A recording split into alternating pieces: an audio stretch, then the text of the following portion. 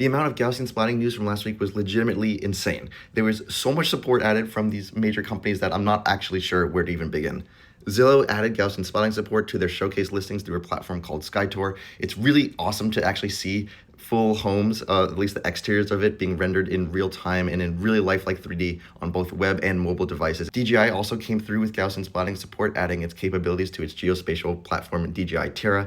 You can upload up to 30,000 images per training run, so this is legitimately large-scale reconstruction. It's definitely targeting enterprise customers, so it's not cheap by any means at all, but it's really exciting to see this level of detail and large-scale reconstruction being into the hands of industry professional, which I think is just going to benefit all of us down the line. Speaking of enterprise adoption, one of the premier geospatial companies in the world, Esri, has formally announced their Gaussian splatting support into ArcGIS. This is a really huge deal for one of the largest industries on Earth.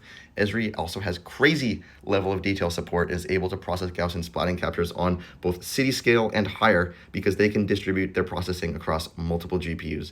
I was on a panel earlier this March in GTC with their head of the innovation lab, Patrick Wallace. He briefly showed a preview of Gaussian splatting, but now it's completely out. VR chat also got Gaussian splatting support thanks to developer Michael Moroz.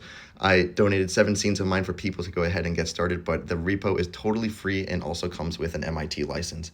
I just was at OpenSauce with Scan the Wild in partnership with Fujifilm to show how Gaussian splatting can reconstruct really lifelike 3D for wildlife documentary and preservation efforts. We had so many people show up, and it's why my voice is also a bit shot right now. Arrival Space released version 0.81, and it adds some awesome features like spatial sound support. I've tested it in some of my scenes, and it's pretty crazy, especially when you have multiple people in a scene together.